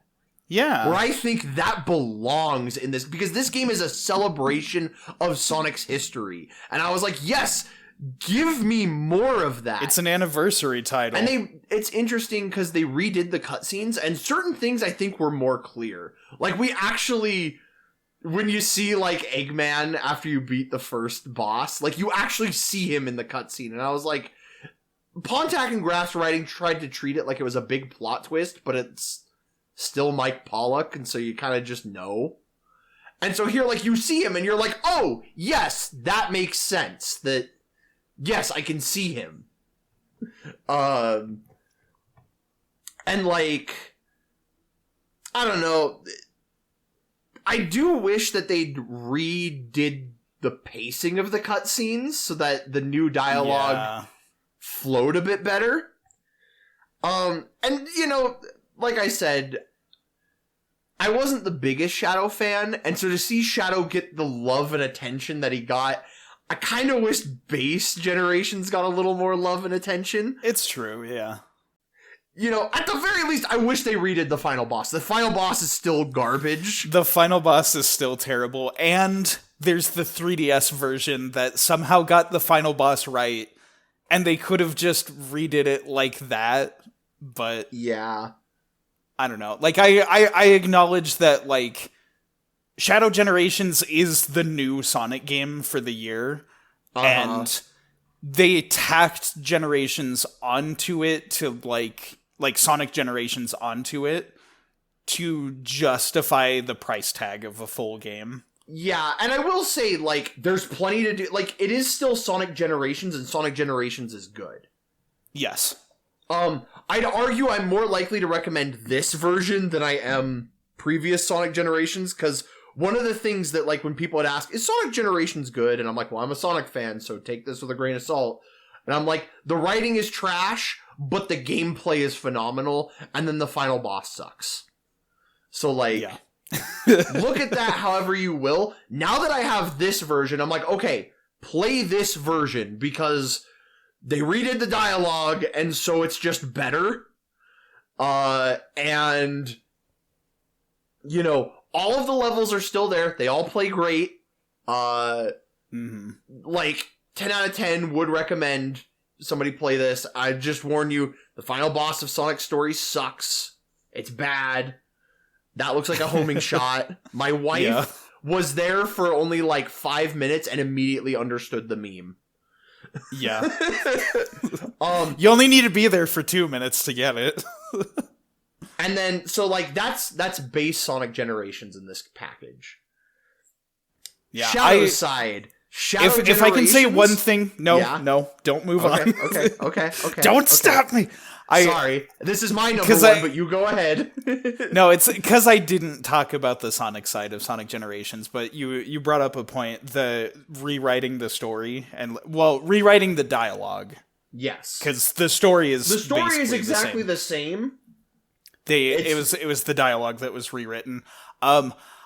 I don't like all of the rewrites. In fact, I think the majority of it, I would say, is not as good as the original script. And I didn't even like the original script, so that's saying something. Mm-hmm. But, like, and part of it also is, like, they had voice actors, like, redo the voice acting, and they definitely didn't give it as good of a performance as they did originally, probably because they're redoing, retreading familiar ground. Mike Pollock especially sounded terrible. His delivery on so many of his lines was awful. Mm-hmm. But it's like Base Generations to begin with did not have much of a story in the first place. So, like, I'm not mad about it. I'm not outraged that they changed the dialogue, because the story is still kind of just in the background, and it's mostly about the gameplay. Right. And also, we've got the storyline to Shadow Generations to compensate. And that's the thing, too, is, like, because Sonic is my favorite character, and so I'm like, I wish you gave him just a tiny bit more love than you did Shadow, because I'm biased. But, like, I can accept that it's a port of an old game, and, like, whatever feelings you have, I have the old game, and so you can pick whichever version you want, whatever flavor you want. And so I'm like, cool, whatever, it's Generations, it's, it's on modern consoles. I can literally pop it into my Switch and replay it. I did encounter a bug where I crashed my game because I was fighting Metal Sonic, and I died right as I delivered the last hit. So it played the cutscene, but, like, the camera was zoomed way out, and then it tried to reset and it didn't know what to do, so it just sat there. And I was like, oh man, I love Sonic. So that's kind of the Sonic side of things, and I'm like, okay, whatever. Yeah. The Shadow side of things, no notes. This game is genuinely perfect. I want all future Sonic games to play like this one. Yeah. I found myself grinning the entire time I was playing it. And this is some of the best writing the series has had in such a long time. It, once again, made me 180 and be like, oh my gosh, I think I like Shadow. Yes. I think Shadow's a great character. Breathes so much life into it. And, like, and also the game came with, like, Gerald's notebook. Mm-hmm. Like, his journal. And let me tell you, I freaking love Gerald Robotnik now. Reading through that and getting to understand him as a character. Like, that was something I wasn't expecting. Maria, who was kind of a nothing character, has so much personality in this game. And just all of the level choices were phenomenal. I would have liked one level from Shadow the Hedgehog, considering how much this game draws on that game. I would have liked one level from it. I mean, like, at the very least, we got a boss from it. We got a boss from it. And, and then just like a side thing, I will, without spoiling it, the third boss of this game is one of the best boss fights I've ever had in a video game. Like, genuinely, possible spoilers, but also you have the whole playthrough on your channel. If people want to know, they can know. Skip here to avoid spoilers. Mephiles was one of my most hated Sonic characters. ever. Yeah. I genuinely despised him as a character. Because of a lot of my issues with 06 and like him. The only character I hated more than him was Elise. Right. Like, genuinely, his motivations as a villain is stupid because it doesn't line up with his actions. And, like, I hated him. What they chose to do with this character makes him almost sympathetic and, like, pathetic, but still a villain. And just, I can't express to you how much I loved that fight. Yeah. And in a game that, like, again, is meant to celebrate the history of this franchise and doesn't shy away from the missteps that this franchise has made, but acknowledges these were made, we're not going to pretend like they don't exist, we're going to recontextualize them and make them better. Yeah. Made me feel emotions about one of my most hated characters in this franchise. And also was just one of the hypest boss fights.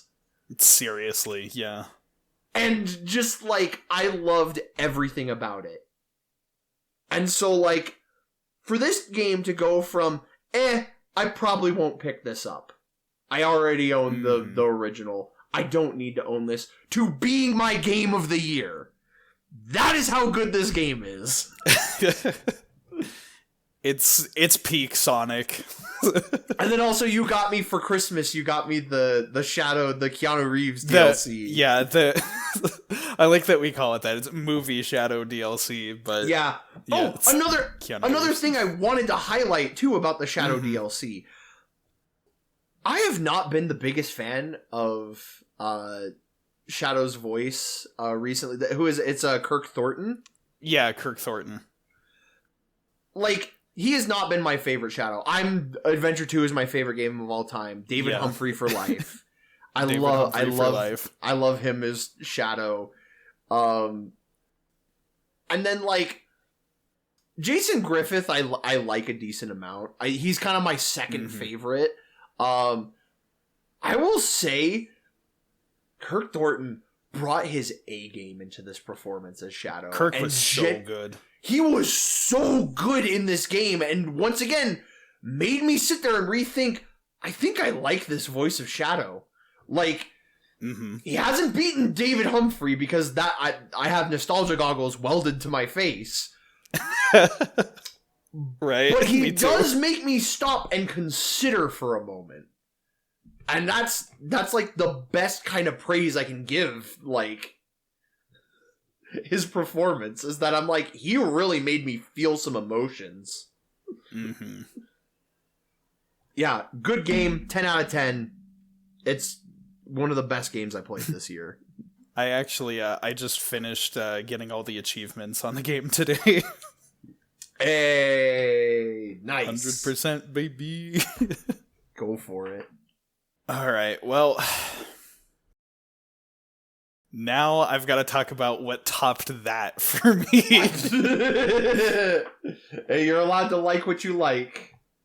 I really think what it comes down to is the amount of content in this game versus in that game, because that's valid. Shadow Generations was peak, but it was short. This is peak, but it's long, so it lasted me a while. I think that's all it came down to between deciding between these two, because I was flip-flopping. Like, people will know, like, again, it's on my YouTube channel. I did a full, like, blind playthrough of Shadow Generations. As I was playing through it, I was like, is this my game of the year?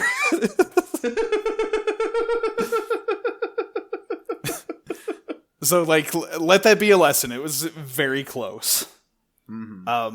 But I gotta say, earlier in the year, before it came out, I had a bit of an experience. I was like, I want to tackle games that are in my backlog, you know, just like you. And much like you, something happened that prevented me from playing other games.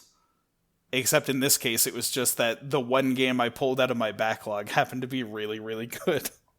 And really, really long. And really, really long. Well, I'll get into it. But so 2022, Elden Ring was in my top 5 then. But I didn't play very much of it, and so it was like number 5 or something. So back in 2022, when I played Elden Ring, I saw it as Dark Souls but better. Having played through it again this year, now this game feels like a whole other world that has just been burned into my mind. It is. I mentioned how Moomin Valley stole a piece of my soul. Elden Ring stole the rest of it. Like, just the art direction, the music, the voice acting, the gameplay, everything coalesces into this incredible experience. I also, for people listening, I need to highlight the number of times I would look at Discord and it would tell me that this man was playing Elden Ring. Yeah, my Discord like really tattled on me this year. Like, okay, how do I combine words to make sentences to express concepts about this game? It is like the whole game is just these like beautiful artistic depictions of grief, struggle, tragedy, faith, ambition. And like more than ever with like the DLC that was added on to it, which like, okay, technically like Elden Ring as a whole is my game of the year because like I played through it, like 3 times. But like if you want to technically be like, oh, this isn't like the first time you played the game and like it was on your top 5 like a previous year, then we can just say that Shadow of the Erd Tree is my game of the year because it's just more Elden Ring. Like, spoiler alert, everyone's saying like, oh, a DLC can't be game of the year or whatever. Like, they called it a DLC, but they accidentally made an entire sequel. Like, it's good enough to be a full standalone game, so I don't care. Elden Ring or Shadow of the Erd Tree, either game you can say is my game of the year. But like, there are so many NPCs with like charming personalities and like crazy backstories and tragic backstories and like all these crazy quest lines. The DLC added a particular character, like fans of Elden Ring will know, Egon. He's to give you like a little taste of this, like he is inspired by Captain Ahab, and there's like a dragon that like represents like Moby Dick. Wow. And it's like just this guy who's like insanely angry at this dragon he wants to kill, but he's like not strong enough to, and so he's like, help me. And it's like, it's amazing. It's like, everyone knows the FromSoft games as like being difficult because that is like the games didn't sell well when like the first Dark Souls came out. It didn't sell well.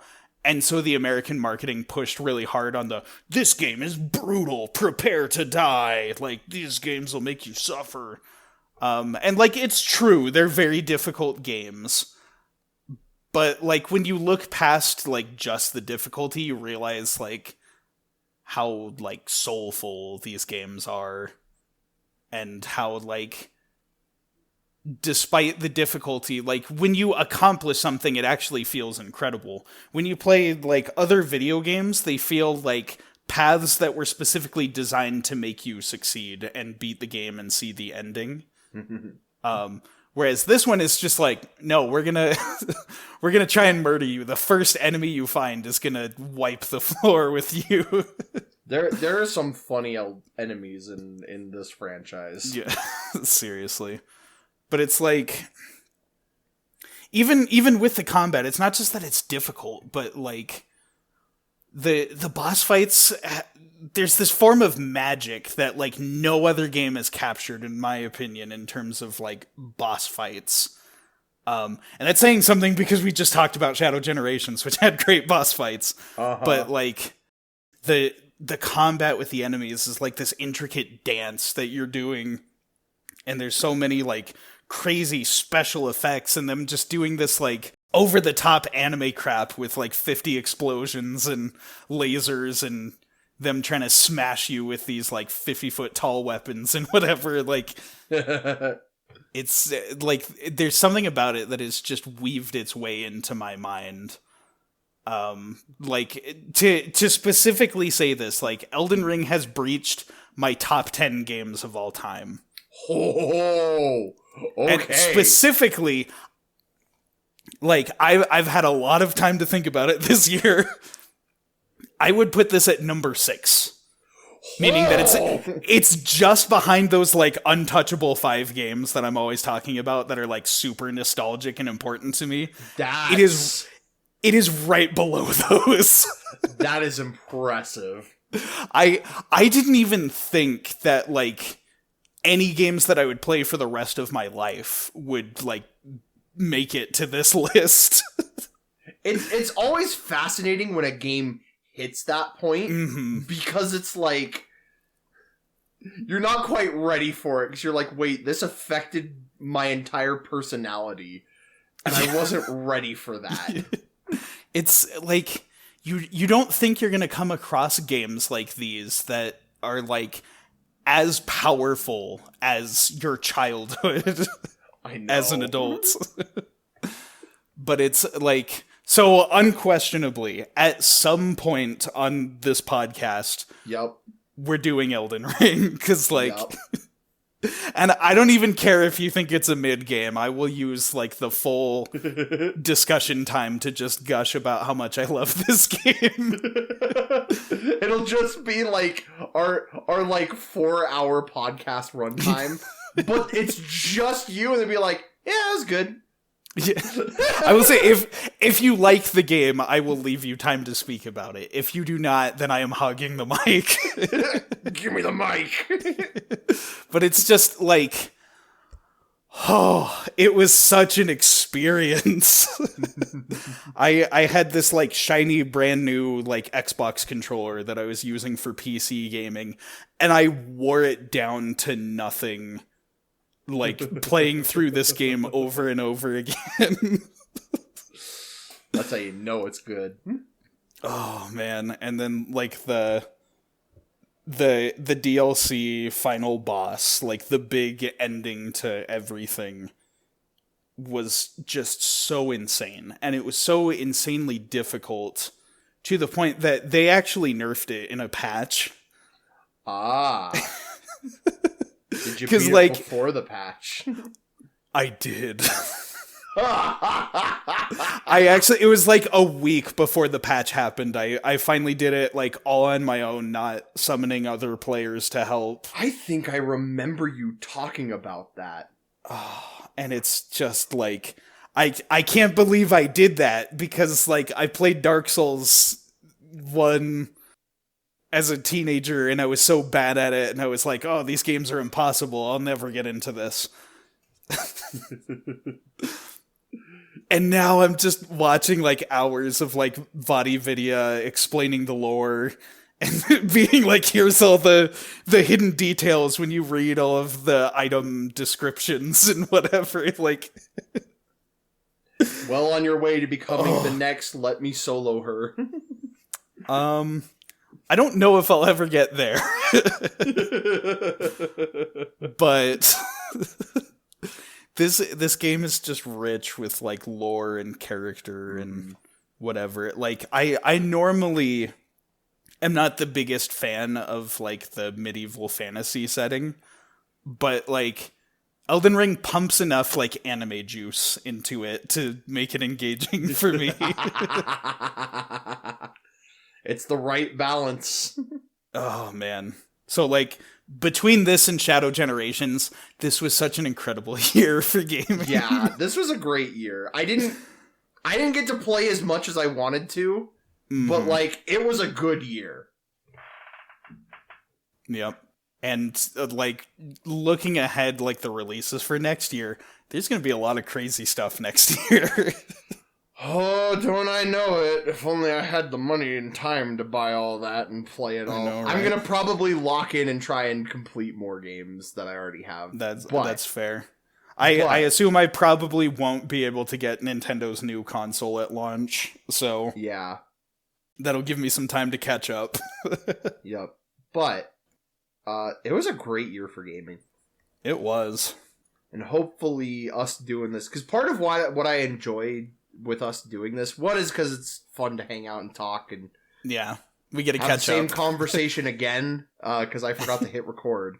Right. But also, it's kind of my hope that, like, something that we mentioned in here, if you haven't played it or, like, you're wondering about it, maybe, like, turns you on to find, you know, one of those games that, like you said, somehow breaks into your top 5 or 10 that you're like, these are impossible to ever shift, and then a challenger shows up.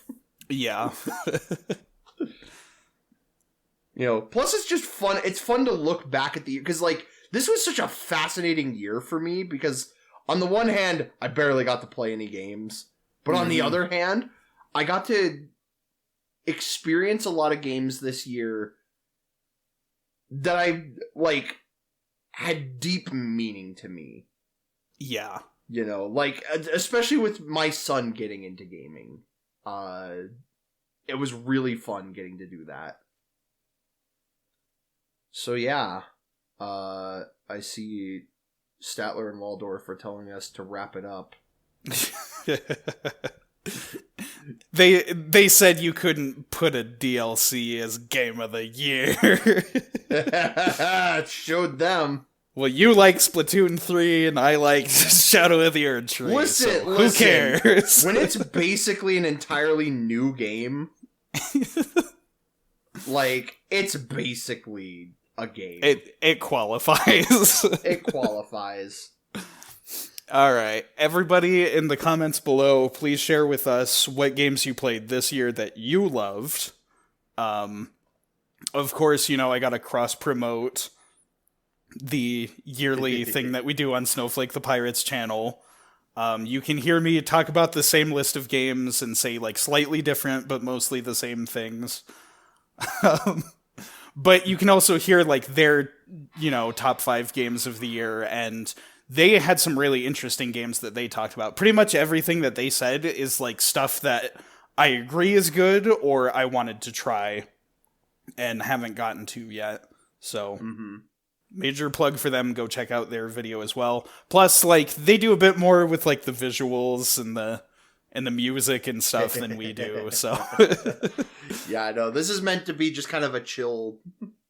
This is just us, like, reviewing the entire year, whereas that one's got a bit more presentation and fun elements to it. Yep. Okay, now we can wrap it up. Was it worth resetting the timeline? I'd say it was.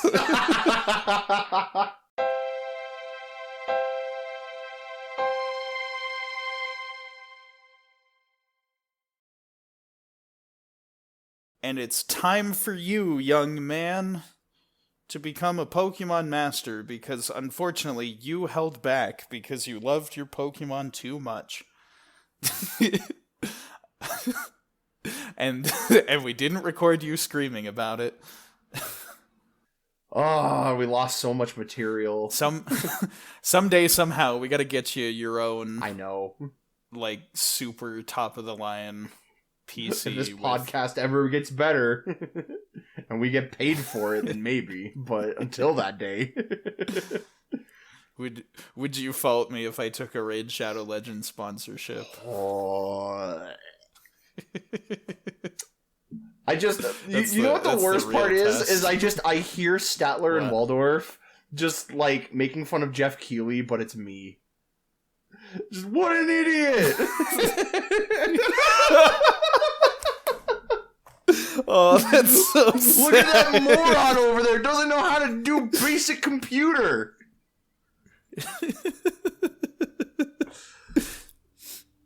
man, for the whole first half of the show, he didn't even have his mic on. And we liked it better that way. Oh my goodness. Yeah, no, I'm cooked. I got cooked this time.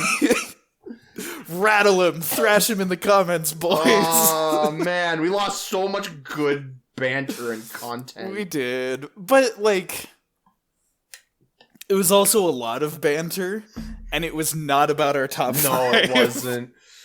You're gonna lose all of my